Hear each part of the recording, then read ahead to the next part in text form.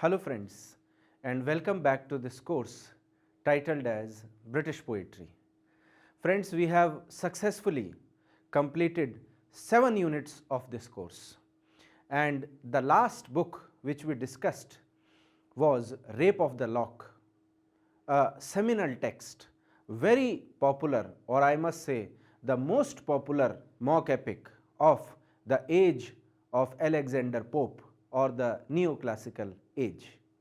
Now friends, we are moving from the neoclassical age to romantic age, or we can say the late romantics. John Keats is going to be discussed in this unit 8 with his most popular poem, although it is my personal belief that whatever John Keats has written is most popular, because the perfection of a style which he has makes him one of the, let us say, most popular or a very different kind of writer of the romantic age. I must not say that he is better than Wordsworth or Coleridge, because the comparison is not possible. Wordsworth is a different kind of romantic writer, Coleridge is a different kind of romantic writer than Shelley or Byron, or even the female writers who wrote novels in the age. They are that is uncomparable. But John Keats is a writer who is very close to my heart. The way he writes the poetry, the minute sensuousness which exists in his poetry, and which we are going to, let us say, look in this poem Ode to Autumn, is something which makes John Keats a very different kind of writer of his age, or in the pre-Victorian era. As all of you know, that Victorian age began from 1830 and then it ended in 1900 with the beginning of the modern age. So we are now talking about the romantic age, which began after the French Revolution in 1789. Generally romantic age, people say, began from let us say 1798, when Preface to the Lyrical Ballads was first published, the first edition, and then it continued for, unfortunately, for till 1830. So almost let us say 30 or 35 years was a very short span of time in which this, let us say, this beautiful romantic age ended. But before moving to the, let us say, lecture, the content, let me tell you what you are going to learn in this 30 minutes lecture. You would be able to evaluate the reincarnation of pastoral in the poetry of John Keats. So again friends, a very complex kind of term. You would say, what is reincarnation of pastoral in the poetry? So what is reincarnation? Reincarnation, you might say that as a rebirth, or a, let us say, revival, or something which is, let us say, again originating. And then we have a word, friends, that is pastoral. Now pastoral is a word which was very famous in the Elizabethan age, or the, let us say, Middle Ages, or let us say classical literature. But then it was originated in the poetry of John Keats, and how he was able to do that. So, because friends, it is suggesting that John Keats believed in, let us say, ancient Greek literature, or let us say classical norms of writing something, or classical choice of themes, and how he was able to do it through this poem Ode to Autumn. We are going to look at it in this 30 minutes lecture. So without wasting much time, let us begin discussion on this subtopic in John Keats's Ode to Autumn, which is titled as The Reincarnation of Pastoral in John Keats. Keats's poetry is rebirth in afterlife of pastoral poetry. So friends, when we look at the poetry of John Keats, we see that there is a rebirth of afterlife of pastoral poetry that is happening here. Friends, what is afterlife? take for example, we generally say that after death a person goes to, let's say the soul goes to heaven. So the life which begins in heaven is known as the afterlife, life after life. So the pastoral poetry ended much before, let's say, John Keats's age. Once upon a time it was very famous, but unfortunately, let's say, the new themes emerged, and which is why there was no much scope of writing on pastoral poetry, and which is why writers started avoid it. But John Keats was the one who gave a rebirth to this concept of pastoral poetry.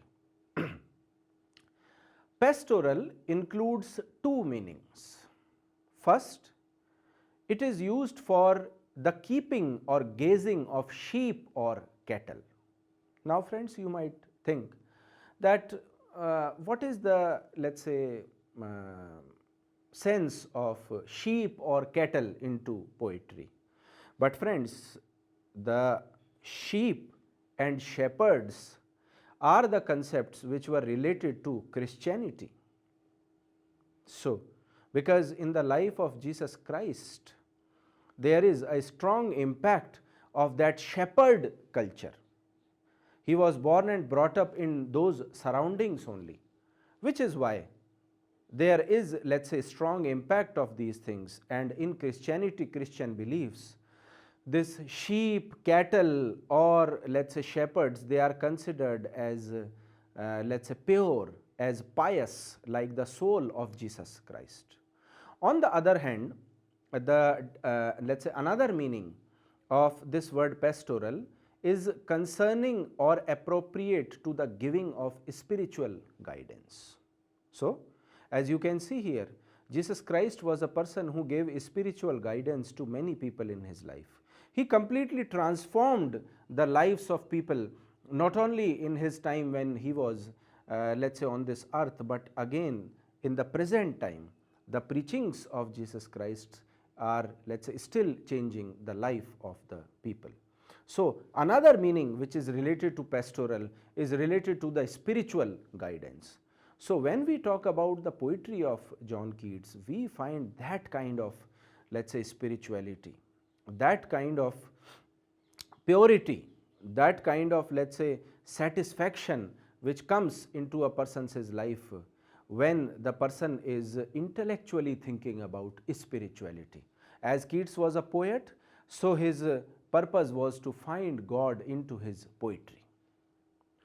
Ode to Autumn by John Keats is a short poem which is considered to be the culmination of the poet's concern about beauty, truth, and permanence. Friends, these are the three themes of this poem, Ode to Autumn. When we talk about this poem, we see that there is a, let's say, concern or discussion about beauty, or about truth, or about permanence. Permanence of what? Permanence of everything in life.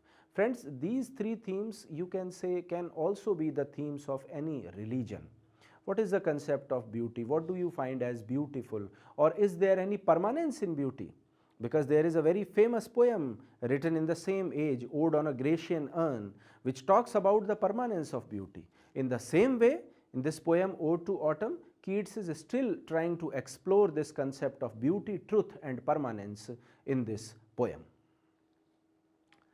The poem immediately appeals to the physical senses through the voluptuous description of autumn. Friends, when we look at this poem, Ode to Autumn, we do not, let's say, think that Keats, that we start imagining, let's say, about the autumn season in our locality. But Keats is trying to portray autumn season like a human being. He is using various personifications to, let's say, make this autumn season alive. We not only read about it in the poem, but we start feeling it, like autumn is in front of us, just like an alive person. Nature is seen to bring forth her fruition, leading to the final seasonal maturity through a subtle yet steady progress.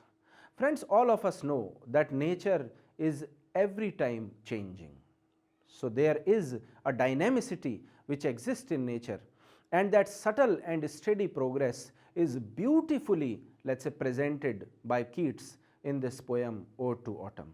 There is, let us say, maturation, fruition, seasonal maturity or development which we see from the first line of the poem to the last line of the poem. The entire scene extends over the realm of visibility. A series of relaxed and languorous movements follow through the stanzas, culminating in the recognition of the autumnal music, which is a bliss in itself. Friends, as all other poems of John Keats, this poem is also musical, and the music which Keats has used in this poem is a kind of bliss, a kind of happiness. When we read this poem, we feel inner satisfaction. The happiness of soul is everywhere, let us say, spreads in our body. However, such an apparently simple impression of the poem is quite misleading, as it conceals the poet's complex thought process. Friends, when we look at this poem, we see that Keats is talking about autumn in a relaxed or languorous movement, or let us say very comfortable movement. But it does not mean that there is a, let us say, this is the theme of the poem, or a simple impression is made in the poem that can, let us say, mislead our ideas. We have to understand that John Keats is a very complex poet, and the thought process which is developed into his mind and which he is trying to, let us say, create in the mind of the readers is something which is multi-layered. The central theme of the poem is not just autumn as a natural phenomenon, but as an embodiment of the poet's conception of maturity. Friends, when we look at this poem, we see that this poem is looking at the autumn season as a natural phenomenon, let us say, but not only limited to the natural phenomenon. There is something more than that. And what is that? It is the embodiment of poet's conception of maturity. Poet is trying to say that just like the seasons mature itself from autumn to other seasons, in the same way the mind of the poet is also making itself mature. Day by day, poet is improving in his thought process. It is an unflawed center of refuge in the world of flux. It is through such a conception that Keats sets to resolve the dichotomy between the world of ideal and that of reality within the order of experience. Friends, Keats, when we look at the philosophy of Keats, we see that Keats wants to share his experiences, and his experiences are a bridge between the ideal world and the real world, and the same he is trying to do in this poem.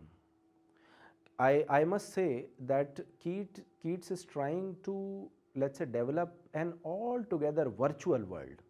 And when we go into that, when we enter into that virtual world with Keats, we feel it as very natural, very real.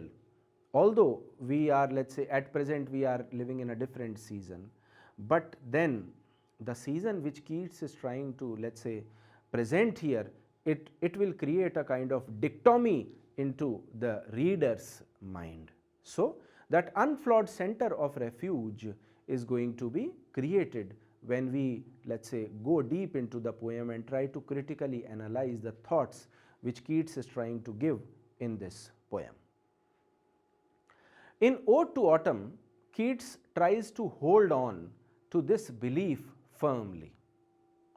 Instead of linking a fine autumnal day to the chain of seasons, or contrasting its falling beauty to the deathly winter or the happy rebirth of spring, as does Shelley in his Ode to the West Wind, he captures the season in its entirety. Friends, when we look at this poem, we see that this poem is a whole package of season. There is nothing, no, let's say, corner left by Keats, or no stone left unturned by Keats about the seasonal growth. Take for example, let's say Keats is trying to, let's say, contrast the falling beauty of deathly winter from autumn. Why? Because all of us know that winter is a season of sleep, a kind of death, a kind of, let's say, looseness into our body. Then when we talk about a spring season, we call it a season of rebirth, a happy rebirth, which is visible in P.V. Shelley's poem Ode to the West Wind. But when we talk about the autumn season, there is let's say a freshness into this autumn season, which is captured with its, let's say, entirety, with its wholeness in this poem Ode to Autumn. The season of autumn is as if frozen irrespective of time and change. Friends, when we look at this, let's say, poem Ode to Autumn, we see that we are away from time and change in this poem. We are frozen in this, let's say, season itself. We do not want to go out of this autumn season. Such a conception of the season is far beyond the actual physical experience of it. So, when we look at this poem, we see that the actual physical experience cannot be received by a person by looking at the autumn, but rather by reading this poem. There is, however, a realistic acceptance of the summer that has passed and the winter that is approaching, while the barred clouds bloom the soft dying day. And this is the line quoted from the poem itself. So, John Keats is trying to say that the realistic acceptance of the summer season that has passed, let's say, before the autumn, and the winter season which is going to come after the autumn season is something which makes Keats, let's say, affected, which disturbs Keats. Why? When he says, while the barred clouds bloom the soft dying day. So, when the clouds are, let's say, everywhere, the darkness is spreading and the soft day is dying. Why Keats call it a soft day? Because in the daytime we can see autumn season with all its colors, all its beauty. So, when the day dies at night, we are unable to feel the colors of this season. Maturity does not imply only aging and extinction, but also fulfillment. So, now friends, this is something which we can understand from the poetry of John Keats, that he is not looking at maturity, concept of maturity with let's say aging, oldness, extinction or death, but he is looking at maturity with fulfillment. And what is that fulfillment? Fulfillment is a kind of satisfaction from life, that yes, you have seen life, yes, you had experienced life. Why? Because you are an old person and now you will die with peace because you have seen everything in this world. So, that kind of, let's say, satisfaction, that kind of, let's say, spiritualness is visible in the maturity of autumn season explained by John Keats. The entire structure of the poem is symbolic of transience, opening at the high noon and ending at dusk. Friends, when we look at this poem, this is, let's say, talking about the development of the day and how, let's say, the sunrise loses and the sun sets. So, let's say the poem opens in the high noon, maybe 12 or 1 in the afternoon, and then it ends at dusk. Dusk means maybe 7 or 7:30 in the evening. The complete, let's say, time period is discussed by John Keats. The transitive and somewhat rare use of the verb bloom with its obvious association with spring is also quite original. Friends, there is a word bloom which is used in the poem, and it shows the association with the spring season, suggesting that Keats is talking about the transitiveness of life. Life is, let's say, transforming from one phase to another phase.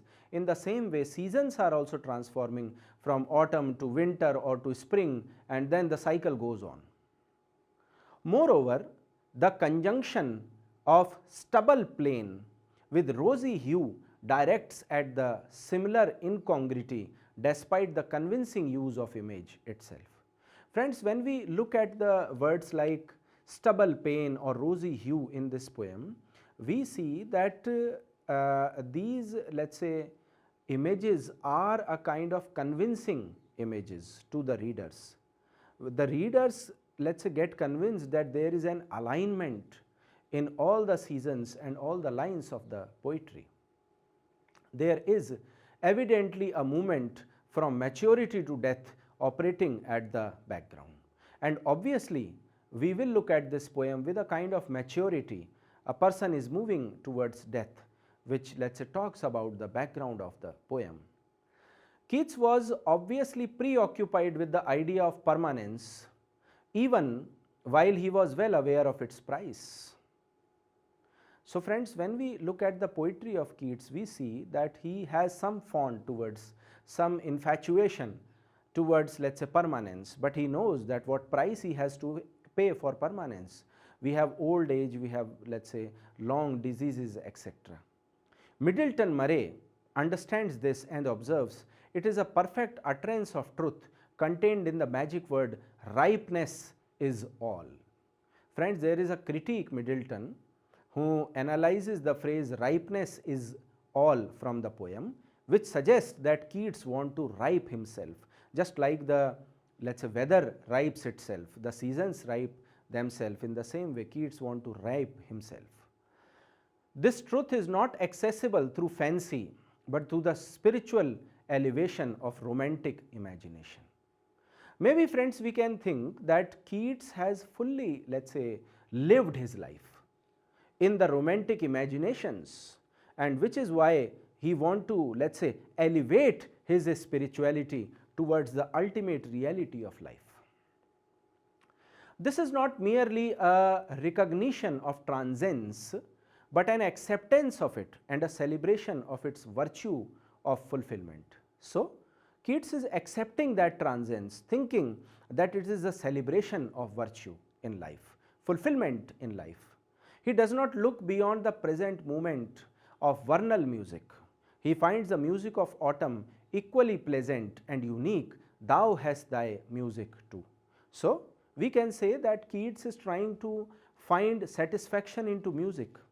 He has some spiritual connect with the music, which is why he is, let's say, considering these lines, thou hast thy music too. So, autumn has its music too, which can be felt by a person. Such a celebration is presented implicitly in the description of autumn. All four images are characterized by the same timeless repose.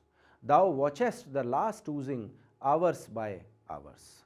So, when we read this line, thou watchest the last oozing hours by hour, it suggests that hour by hour time is progressing, and let's say we are trying to create the four images of all four seasons in the same timeless repose. Maybe Keats do not like the division between the four seasons of the year. Maybe he want to, let's say, create a symmetry between all four seasons. Autumn personified sits careless of time and change, her hair soft lifted by an almost imperceptible breeze which is too feeble to shake her status quo composure. Friends, when Keats personifies autumn as a woman, he says that autumn is looking like a woman who is sitting in the field and the hairs are, let's say, softly lifting into the air with the breeze, suggesting a kind of, let's say, status quo composure, a kind of stability, a kind of comfort in the way autumn is sitting there. She is drowsed in the fume of poppies. If time exists, she steadfast chooses to ignore it, suggesting that poppies can be consumed for, let's say, addiction, and autumn has consumed that kind of, let's say, fumes of poppies, and which is why autumn is drowsing. Drowsing means want to sleep. Mind is, let's say, mind has slowed down in, let's say, the personification of autumn. It is this ability to ignore temporality that renders autumn a permanence, which the poet sought so much to access all throughout. So, why, let's say, friends, Keats is doing all these things? Keats is creating all these images because Keats wants the autumn to stay at that very moment. Keats is, let's say, trying to create a beauty into the autumn season, which is why Keats think that autumn has consumed the poppies. The fumes which comes out from the poppies, from which we, let's say, create some intoxicated items, it has made autumn's mind as away from the real world. Autumn is trying to, let's say, ignore temporality, and in the presence, the company of autumn, Keats also want to ignore the problems of life, let's say, the expectations of life, the expectations of society. So Keats want to make this company permanent.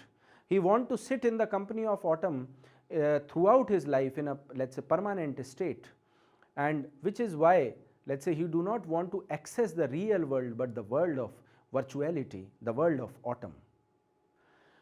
Permanence, which is beyond the grasp of physicality, is an essence. On the other hand, transience is an experience which is felt through the senses.